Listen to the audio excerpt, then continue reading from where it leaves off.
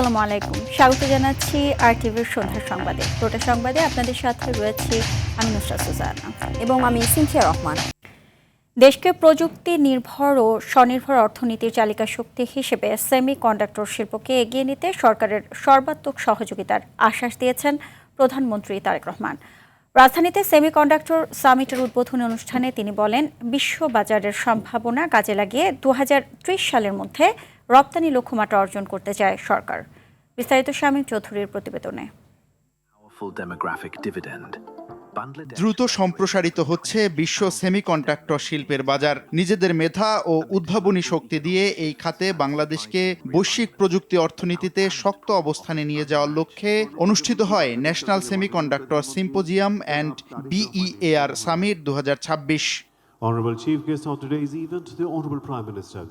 শনিবার রাজধানীর তেজগাঁও নভ থিয়েটারে দুদিনব্যাপী শুরু হওয়া সামিটের উদ্বোধনী অনুষ্ঠানে যোগ দেন প্রধানমন্ত্রী তারেক রহমান। সেখানে দেশে সেমিকন্ডাক্টর শিল্পের সম্ভাবনার কথা তুলে ধরেন আয়োজকরা। প্রধানমন্ত্রী এই শিল্প নিয়ে কথা বলেন তাদের সঙ্গে। পরে প্রধান অতিথির বক্তব্যে কৃত্রিম বুদ্ধিমত্তা, রোবোটিক্স এবং স্বয়ংক্রিয় প্রযুক্তির যুগে সেমিকন্ডাক্টরই আধুনিক বিশ্বের মূল চালিকা শক্তি উল্লেখ করে এই বাস্তবতায় বাংলাদেশকেও বৈশ্বিক চিপ শিল্পে শক্ত অবস্থান গড়ে তোলার কথা বলেন প্রধানমন্ত্রী। 2030 সালের মধ্যে সেমিকন্ডাক্টর শিল্প থেকে রফতানি আয়ের যে লক্ষ্যমাত্রা নির্ধারণ করা হয়েছে, ইনশাল্লাহ বাংলাদেশ সেটা পূরণ করতে সক্ষম হবে। সেমিকন্ডাক্টর খাতকে সরকার একটি জাতীয় অগ্রাধিকার ভিত্তিক খাত হিসাবে আমরা বিবেচনা করছি। বর্তমান সরকার আমরা চেষ্টা করেছি এই সেক্টরকে কিভাবে সামনে এগিয়ে নেওয়া যায়, তার জন্য আমরা কতগুলো পদক্ষেপ গ্রহণ করেছি, বিশেষ করে এই বাজেটে। খাতটির বিকাশে চলতি বাজেটে কাঁচামাল আমদানিতে শুল্ক প্রত্যাহার, ডিজাইন সার্ভিস রপ্তানিতে প্রণোদনা এবং নতুন উদ্যোক্তাদের জন্য বছরে 500 কোটি টাকার স্টার্টআপ অনুদান সহ বিভিন্ন উদ্যোগের কথা তুলে ধরেন সরকার প্রধান। বাংলাদেশের 3000-এরও বেশি সেমিকন্ডাক্টর পেশাজীবী বর্তমানে আমেরিকা, মালয়েশিয়া, দক্ষিণ কোরিয়া, জাপান, সিঙ্গাপুর এবং ইউরোপ সহ বিশ্বের বিভিন্ন দেশের বিভিন্ন বড় বড় প্রযুক্তি কোম্পানি, গবেষণা প্রতিষ্ঠান, বিশ্ববিদ্যালয় তারা তাদের যোগ্যতার প্রমাণ রেখে চলেছেন। প্রবাসে বিশ্ব স্বীকৃত এই সব মেধাবীদেরকে বাংলাদেশের সমৃদ্ধির পথে আরও গভীরভাবে যুক্ত করার ব্যাপারে সরকারি বেসরকারি পর্যায় থেকে উদ্যোগ নেওয়া অত্যন্ত জরুরি। অনুষ্ঠান শেষে নভ থিয়েটার প্রাঙ্গণে আয়োজিত আধুনিক সেমিকন্ডাক্টর, বায়োটেক, ইলেকট্রনিক্স, AI এবং রোবোটিক্স টেকনোলজির স্টলসমূহ পরিদর্শন করেন প্রধানমন্ত্রী। শামীম চৌধুরী, RTV, ঢাকা। প্রধানমন্ত্রী তারেক রহমানের সঙ্গে সৌজন্য সাক্ষাৎ করেছেন নবনিযুক্ত বাংলাদেশ নৌবাহিনী প্রধান ভাইস অ্যাডমিরাল খন্দকার মিসবাউল আজিম। শনিবার প্রধানমন্ত্রীর কার্যালয়ে এই সৌজন্য সাক্ষাৎ অনুষ্ঠিত হয়। এ সময় দেশের সামুদ্রিক নিরাপত্তা, নৌবাহিনীর পেশাগত সক্ষমতা বৃদ্ধি, আধুনিকায়ন এবং সংশ্লিষ্ট বিভিন্ন বিষয়ে আলোচনা হয়। পাশাপাশি পেশাদারিত্ব ও দেশের সার্বভৌমত্ব রক্ষায় নৌবাহিনীর ভূমিকার প্রশংসা করেন প্রধানমন্ত্রী। একই সঙ্গে নবনিযুক্ত নৌবাহিনী প্রধানের সফল দায়িত্ব পালন কামনা করেন প্রধানমন্ত্রী তারেক রহমান। রাষ্ট্রপতি মোহাম্মদ শাহাবুদ্দিনের পদত্যাগের পর নতুন রাষ্ট্রপতি নির্বাচনকে ঘিরে রাজনৈতিক অঙ্গনে শুরু হয়েছে আলোচনা। এ বিষয়ে বিএনপি বলছে, রাষ্ট্রপতি পদে দলের মনোনয়ন এবং সদ্য পদত্যাগ করা রাষ্ট্রপতিকে নিয়ে দলের অবস্থান দুই সিদ্ধান্তই আসবে দলের সর্বোচ্চ নীতি নির্ধারণী ফোরাম স্থায়ী কমিটির বৈঠক থেকে। বিস্তারিত জানাচ্ছেন শামীম চৌধুরী। মেয়াদ শেষ হওয়ার আগেই পদত্যাগ করেছেন দেশের 22তম রাষ্ট্রপতি মোহাম্মদ শাহাবুদ্দিন। এর মধ্য দিয়ে নতুন রাষ্ট্রপতি নির্বাচন নিয়ে রাজনৈতিক অঙ্গনে শুরু হয়েছে নানা হিসাব নিকাশ। শনিবার রাষ্ট্রায়ত্ত 12 প্রতিষ্ঠানের নবনিযুক্ত চেয়ারম্যানদের নিয়ে রাজধানীর শেরেবাংলা নগরের জিয়া উদ্যানে শহীদ রাষ্ট্রপতি জিয়াউর রহমান ও বেগম খালেদা জিয়ার সমাধিতে শ্রদ্ধা জানান প্রধানমন্ত্রীর রাজনৈতিক উপদেষ্টা ও বিএনপির সিনিয়র যুগ্ম মহাসচিব রুহুল কবির রিজভী। সেখানে রাষ্ট্রপতি প্রসঙ্গে সাংবাদিকদের প্রশ্নের জবাবে তিনি বলেন, অসুস্থতাজনিত কারণেই রাষ্ট্রপতি পদত্যাগ করেছেন। গণমাধ্যমে সেটি জানিয়েছেন, সেটি হচ্ছে তার গুরুতর শারীরিক অবস্থা অবনতি হয়েছে। তো সেটাই আমরা জানি এবং সেই কারণেই তিনি পদত্যাগ করেছেন। একই দিন বগুড়ায় পল্লী উন্নয়ন একাডেমির বার্ষিক পরিকল্পনা সম্মেলনের উদ্বোধন শেষে সাংবাদিকদের স্থানীয় সরকার মন্ত্রী মির্জা ফখরুল ইসলাম আলমগীর জানান, রাষ্ট্রপতি পদে দলের কে প্রার্থী হবেন সে সিদ্ধান্ত হবে দলের স্থায়ী কমিটির বৈঠকে। সংবিধান অনুযায়ী যে সমস্ত নিয়ম আছে সেগুলো মেনে দল যা সিদ্ধান্ত নেবে সেটাই হবে চূড়ান্ত। নতুন রাষ্ট্রপতি নির্বাচন নিয়ে রাজনৈতিক আলোচনা যতই জোরালো হচ্ছে ততই বাড়ছে সম্ভাব্য প্রার্থী নিয়ে জল্পনা। তবে বিএনপি বলছে সিদ্ধান্ত আসবে স্থায়ী কমিটির বৈঠকে। শামীম চৌধুরী, RTV, ঢাকা। সেপ্টেম্বরের সংসদ অধিবেশনে নতুন রাষ্ট্রপতি নির্বাচিত হবেন এবং বিশেষ অধিবেশন ডেকে রাষ্ট্রপতি নির্বাচন করার মতো পরিস্থিতি হয়নি বলে জানিয়েছেন আইন, বিচার ও সংসদ বিষয়ক মন্ত্রী মোহাম্মদ আসাদুজ্জামান। সকালে রাজধানীর একটি অনুষ্ঠান শেষে সাংবাদিকদের প্রশ্নের জবাবে আইনমন্ত্রী এসব কথা জানান। বলেন, সংবিধান অনুযায়ী রাষ্ট্রপতি নির্বাচনের জন্য সরকারের হাতে 90 দিন সময় আছে। এদিকে সদ্য বিদায়ী রাষ্ট্রপতি মোহাম্মদ শাহাবুদ্দিনের বিরুদ্ধে মামলার বিষয়ে বলেন, আগের রাষ্ট্রপতির মামলা নিয়ে এই মুহূর্তে কোনো মন্তব্য করা সমীচীন হবে না।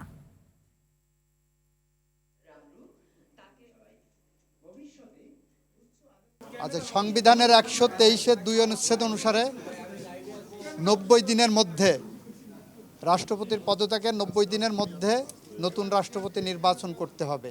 বিশেষ অধিবেশন ডাকার মতো কোনো পরিস্থিতি এখন তৈরি হয়নি। যেহেতু 60 দিনের মধ্যে আমাদের 15 জুলাই থেকে 60 দিনের মধ্যে আমাদের পরবর্তী অধিবেশন হওয়ার কথা সাংবিধানিকভাবে, আশা করি সেই অধিবেশনেই এটা নিষ্পত্তি করা সম্ভব হবে। যৌথভাবে শিক্ষা ও তথ্য ব্যবস্থাপনায় এআইকে কাজে লাগানোর আহ্বান জানিয়েছেন তথ্য ও সম্প্রচার মন্ত্রী জহিরুদ্দিন স্বপন। শনিবার প্যান প্যাসিফিক সোনারগাঁও হোটেলে global conference AI leadership and flagship Prestige award 2026 অনুষ্ঠানে তিনি একথা বলেন। এ সময় দায়িত্বশীলভাবে এআইয়ের ব্যবহার করা এখন বড় চ্যালেঞ্জ বলে মন্তব্য করেছেন মন্ত্রী। কৃত্রিম বুদ্ধিমত্তার জ্ঞান না থাকলে যে কোনো সময় বুমেরাং হয়ে যেতে পারে। এ সময় কৃত্রিম বুদ্ধিমত্তাকে বন্ধু হিসেবে নেওয়ার কথাও বলেন মন্ত্রী।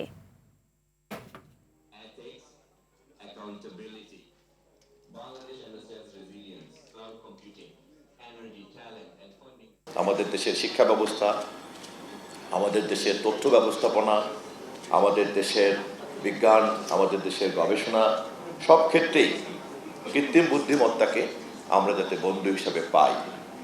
কারণ কৃত্রিম বুদ্ধিমত্তাকে বন্ধু হিসাবে পাওয়া এবং ধরে রাখাটাই কিন্তু এখন সবচেয়ে বড় চ্যালেঞ্জ। তেলের পর এবার গ্যাস সংকটে নাকাল হচ্ছে পরিবহন খাত। রাজধানীর সিএনজি ফিলিং স্টেশনগুলোতে দিনরাত দীর্ঘ লাইনে গ্যাসের অপেক্ষায় থাকছেন যানবাহনের চালকরা। এছাড়া দিনের বড় একটি সময় পাম্পেই কাটছে চালকদের, ফলে তাদের স্বাভাবিক আয় ব্যাহত হচ্ছে বলে ক্ষোভ প্রকাশ করেন। তবে এলএনজি টার্মিনালের কারিগরি ত্রুটি এখনও সমাধান হয়নি বলছে সরকার। ওয়ালিদ সিদ্দিকের রিপোর্ট। তরলীকৃত প্রাকৃতিক গ্যাস এলএনজি সরবরাহ ব্যাহত হওয়ায় রাজধানী জুড়ে দেখা দিয়েছে তীব্র সিএনজি সংকট। বেশিরভাগ স্টেশনে গ্যাসের চাপ নেই। কিছু স্টেশন গ্যাস দিতে পারলেও তা চাহিদার তুলনায় অপ্রতুল। এতে চরম ভোগান্তিতে পড়েছেন সিএনজি অটোরিকশা ও রাইড শেয়ারিং সেবার সাথে যুক্ত চালকরা। বলছেন, সময় মতো গ্যাস না পাওয়ায় যাত্রী পরিবহন করতে পারছেন না। ফলে এই সংকটের প্রভাব পড়েছে চালকদের আয় রোজগারে। বেলা বাজে 12:15, 8টার সময় পাম্পে আসছি, এখনো পর্যন্ত গ্যাস নেই। আমরা আশা আছি যে হয়তো পাবো, কিন্তু কখন আসবে না আসবে এটা আমরা জানি না। গ্যাস পাম্পের সিরিয়ালি মালিক পক্ষ বা কোম্পানি এগুলো বুঝতে চায় না। কোথায় গ্যাস পারেন কি করেন, ড্রাইভারের উপরে চাপাই দেয়। কিছু চালক অভিযোগ করেন, কৃত্রিম সংকট সৃষ্টি করে গ্যাসের দাম বাড়ানোর পরিবেশ তৈরি করা হচ্ছে। 2 ঘন্টা পরে 60 টাকা 37 পয়সা গ্যাস হচ্ছে। এখন কি করবো, কোন গাড়ি চালাবো না, জমা উড়াবো না, বাসা বাড়ি টাকা নেবো। আগে তো মনে করেন আমলি সরকার ছিল, গ্যাস পাই নাই, ইন্ডিয়ারে গ্যাস দিয়ে দিচ্ছে। এখন তো আমলি সরকার নাই, এখন গ্যাস যাই কই। গড়বাড়া আছে, খানা খরচ আছে, স্কুল বসে আছে, আমাদের জন্য কোনো সরকার কোনো কিছু করতেছে না। সিএনজি স্টেশন সংশ্লিষ্টরা বলছেন, সারাদিন কম্প্রেসার মেশিন চালিয়েও প্রেসার উঠছে না, লাইনে গ্যাসই নেই। এরকম আমাদের সমস্যাটা আমাদের অনেক দিন পর পেলাম, যে একদমই গ্যাস নেই, যে মানুষ আসলে অনেক কষ্ট হইতেছে, সারা দিন সারা রাত লাইনে কোনো গ্যাস পাচ্ছে না। লাইনে গ্যাস না থাকলে আমরা কি করব, কেন আসছে না এটা তো আমরা জানি না। গ্যাস সংকটের কারণ হিসাবে ভাসমান এলএনজি টার্মিনালের কারিগরি ত্রুটির কথা জানিয়ে জ্বালানি ও খনিজ সম্পদ বিভাগের মুখপাত্র সমাধানের বিষয়ে কোনো সঠিক দিন তারিখ জানাতে পারেননি। ওয়ালিদ সিদ্দিকী, RTV, ঢাকা। এদিকে কক্সবাজারের মহেশখালীর ভাসমান এলএনজি টার্মিনালে কারিগরি ত্রুটি মেরামতে কাজ করছে দেশি বিদেশি বিশেষজ্ঞ দল। এতে জাতীয় গ্রিডে দৈনিক প্রায় ৪৫ কোটি ঘনফুট গ্যাস সরবরাহ কমে গেছে। ফলে ঢাকা ও চট্টগ্রাম সহ সারা দেশে তীব্র গ্যাস সংকট দেখা দিয়েছে। গৃহস্থালী, বাণিজ্যিক ও শিল্প কারখানায় দেখা দিয়েছে চরম দুর্ভোগ। পেট্রোবাংলার উপমহাব্যবস্থাপক তারিকুল ইসলাম খান জানান, আগামীকালকের মধ্যে জানা যাবে কবে নাগাদ গ্যাস সরবরাহ স্বাভাবিক হবে। সংশ্লিষ্টরা বলছে, সামিট গ্রুপের টার্মিনালটি স্বাভাবিক থাকলেও এক্সিলারেট চালিত টার্মিনালে কারিগরি সমস্যার কারণেই এই সংকট।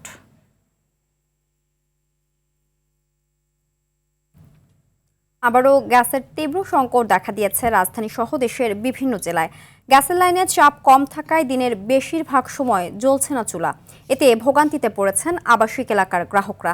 গাজীপুরের কালিয়াকৈর, ঢাকার আশুলিয়া ও সাভারের সিএনজি ফিলিং স্টেশনগুলোতে দীর্ঘ হচ্ছে গাড়ির সারি। গত ২১ জুলাই চট্টগ্রামের মহেশখালীর বৃহত্তম ভাসমান এলএনজি টার্মিনালে ত্রুটি দেখা দেয় জাতীয় গ্রিডে দৈনিক প্রায় ৪৫ কোটি ঘনফুট গ্যাস সরবরাহ কমে যায়। ৩৮০ কোটি ঘনফুট চাহিদার জায়গায় এখন সরবরাহ করা হচ্ছে মাত্র ২২০ কোটি ঘনফুট। দ্রুত সংকট সমাধানের চেষ্টা চলছে বলে জানিয়েছে বিদ্যুৎ, জ্বালানি ও খনিজ সম্পদ মন্ত্রণালয়।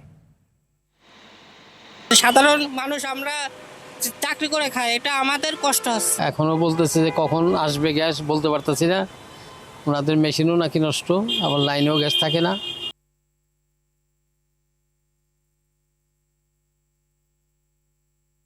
হাসপাতালের বেডে অসংখ্য আহত মানুষ, কারো হাতে, কারো পায়ে, কারো শরীরে গুলিবিদ্ধ ক্ষত। জীবন মৃত্যুর সন্ধিক্ষণে লড়ছেন অনেকে। রাজপথ তখনও রক্তে ভেজা।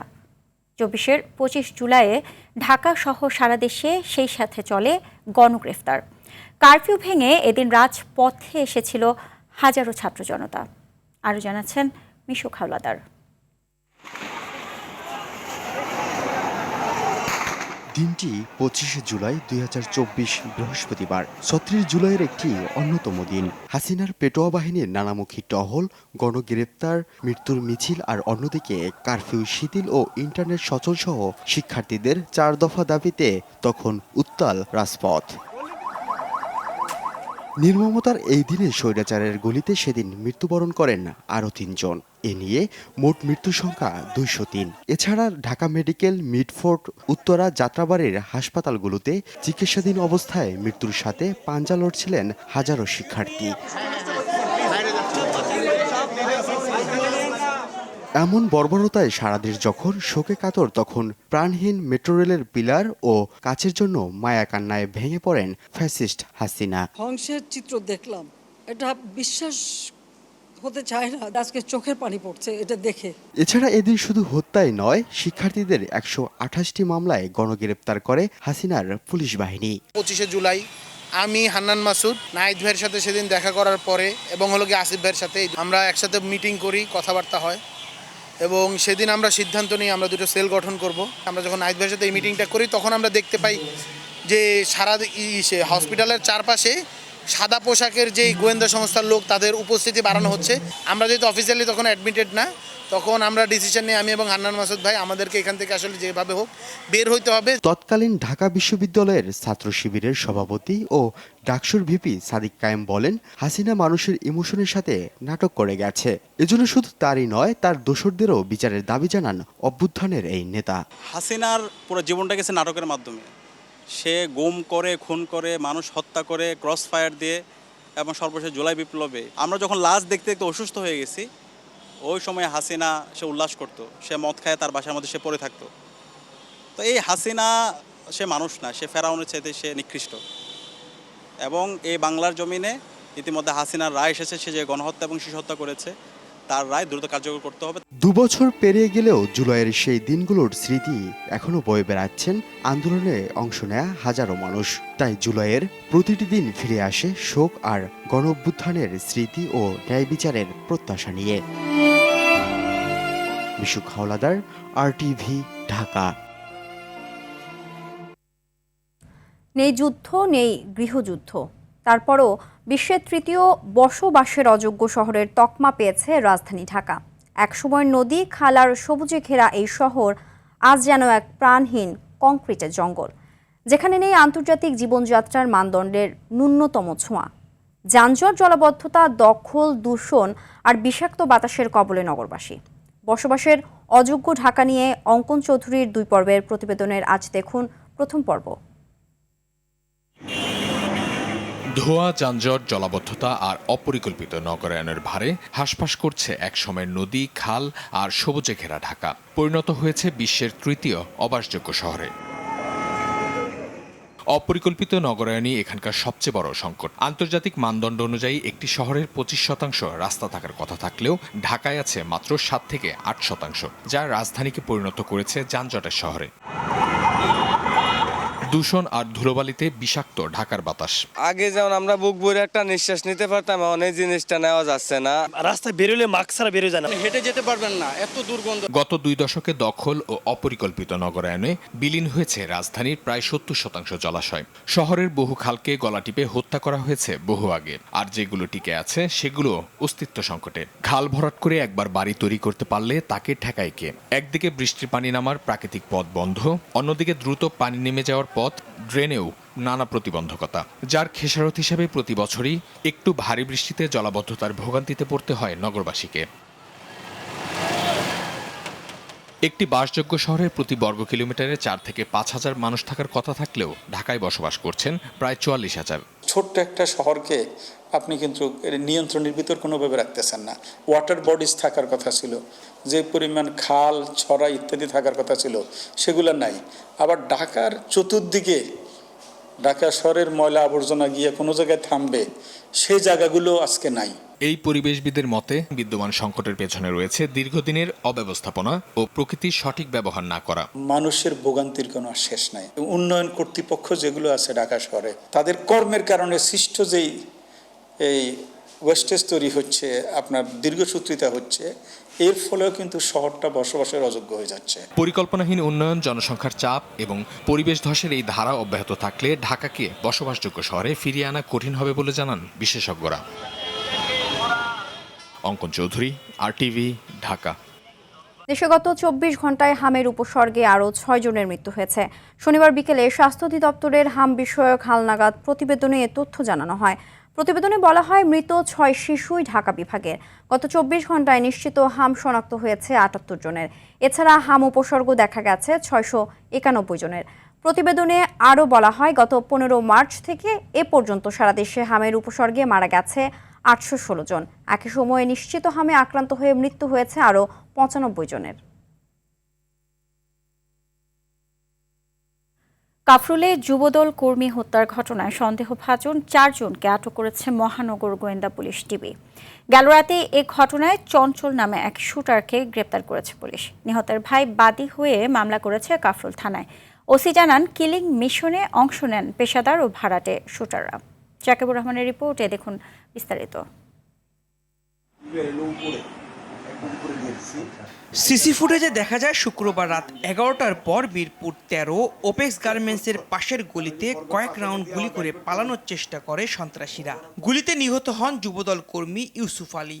ঘটনাস্থল থেকে চঞ্চল নামে একজনকে আটক করে স্থানীয়রা।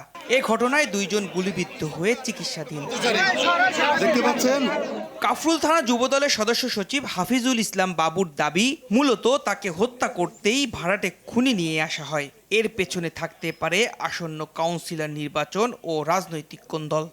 একজনকে ধরছি, আইনের হাতে তাকে আমরা সোপর্দ করছি, তাহলে তাকে জিজ্ঞেস করলে মনে অ্যান্সারগুলো ভালো আসবে আসলে। হ্যাঁ, যেহেতু আমি পলিটিক্স করি, রাজনীতির মাঠে আসলে আমি হয়তো কাউকে শত্রু ভাবি না, কেউ হয়তো মনে মনে আমাকে শত্রু ভাইবা আছে। প্রত্যক্ষদর্শীরা বলছেন, অন্তত 3 জন শুটার কিলিং মিশনে অংশ নিয়েছে, যাদের কখনোই আগে এলাকায় দেখেননি কেউ। লিডারকে যেটা গুলি করছে ওইটা যা লাগছিল আমাদের এক কাপড় দোকান ব্যবসায়ীর পায়ে যায়। এরপর ওরা তো বাচ্চার জন্য হুড়াদুরা গুলি করছে, ওই গুলিটা আরেকজনের মাথায় তরকারি বেচে ওনার ব্রেনটে যা লাগছে। ভাই, সুস্থ বিচার চাই, আমরা জানতে চাই যে কেন বাবুর উপরে এই অ্যাটাকটা করলো। এই ঘটনায় 5 জনকে আটক করা হয়েছে বলে দাবি স্থানীয়দের। পুলিশ বলছে, হত্যার ঘটনায় মামলা করেছে নিহতের ভাই। এরা পেশাদার কিলার, তো কারো পক্ষ হয়ে কাজটা করে থাকতে পারে।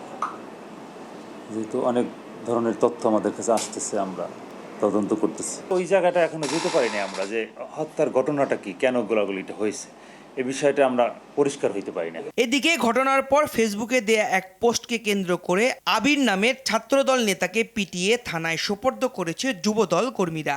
আবির কাফরুল থানা যুবদলের যুগ্ম আহ্বায়ক সাব্বির দেওয়ান জনি রাজনীতির সঙ্গে যুক্ত। ও হচ্ছে জনিবের সাথে রাজনীতি করে।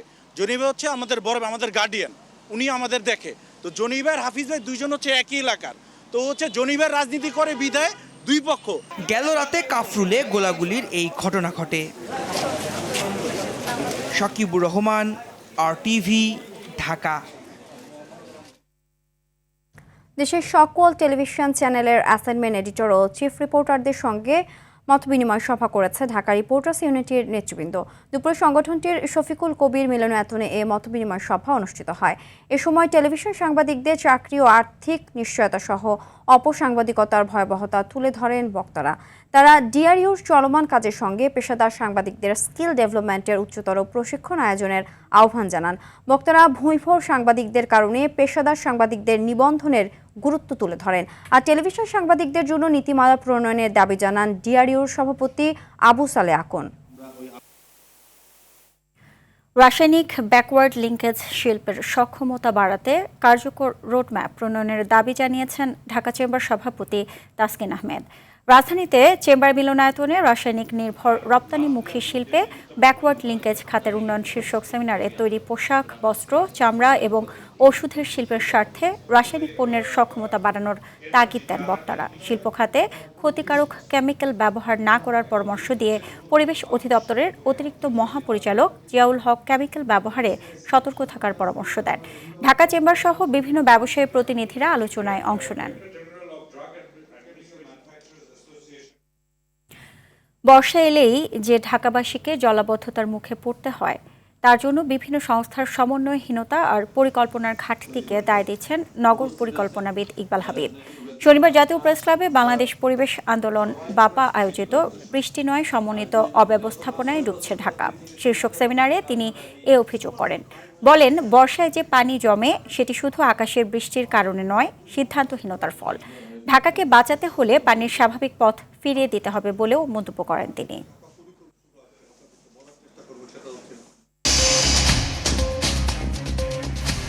সন্ধ্যা সংবাদে পর্যন্তই।